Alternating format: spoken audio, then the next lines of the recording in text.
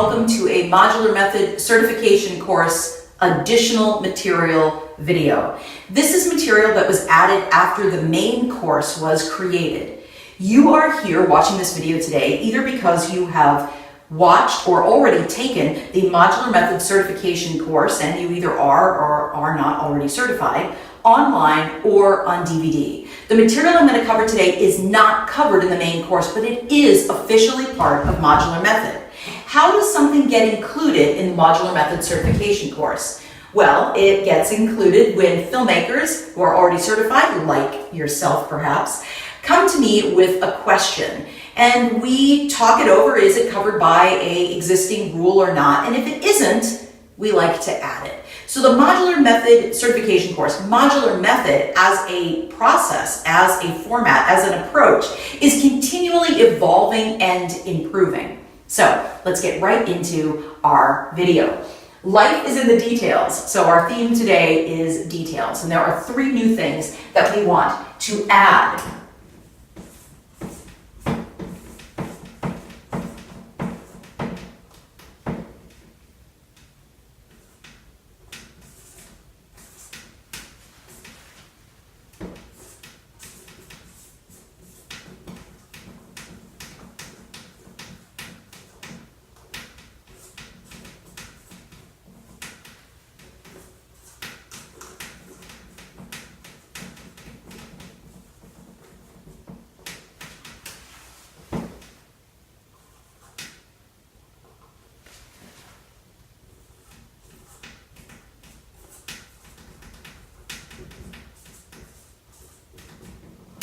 Here are the 3 shot types that we want to address today.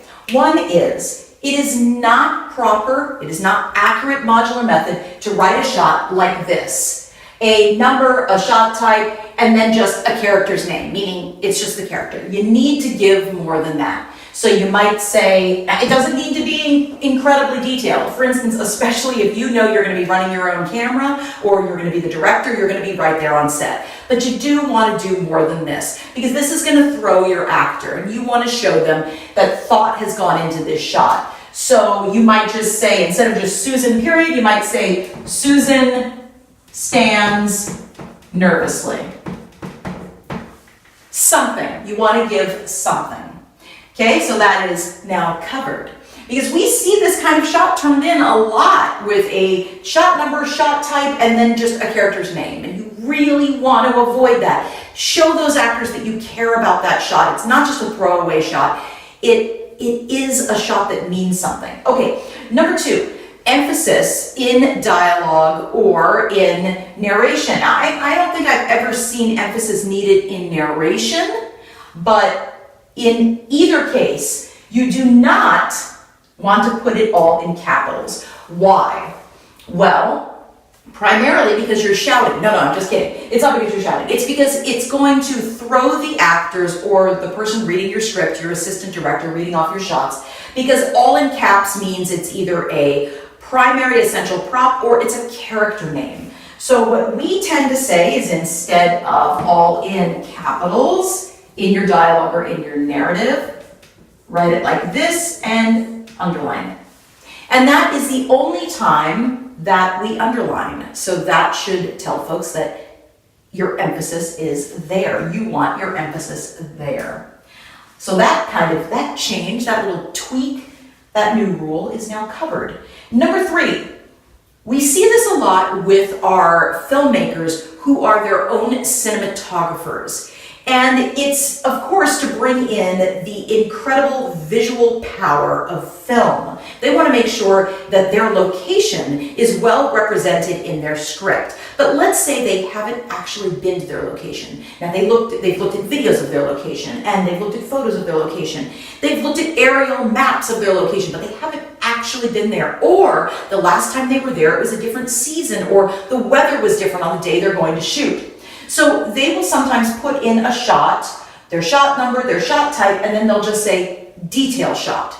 Now, we understand what you're going for when you do that, but try to give it a little bit more. And the reason I say that is the ultimate goal of a Modular Method script is to write a script that is such a beautiful prose storyboard that you could hand it to someone else to direct and shoot without you even being on set, and you would still get the film that you wrote. So, what we ask, instead of just saying detail shot, is to write a detailed shot of the location expressing X, expressing loneliness, expressing the grandeur of the location in terms of the sweeping mountain vista, a detailed shot of the location expressing the silver dreariness of the day, whatever it is. What are you trying to get across in that shot? What is it about the location that you love that you want to make sure you capture for your film? So again, don't put expressing blank line, period. Put an emotion in here, expressing loneliness, express whatever it is. Put in your emotion.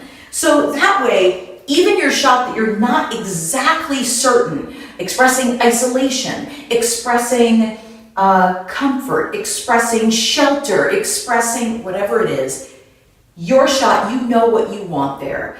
That's especially good so that you don't just wind up getting a whole ton of shots that really don't have the thematic quality that you want in that moment in your film. What emotion are you trying to build when you're cutting away from your characters and simply showing the location, showing details of that location? What is it? Focus on that emotion. Make sure that every shot is purposeful, because remember, life is in the details and the best story is in the details. Thanks, you guys. See you next time.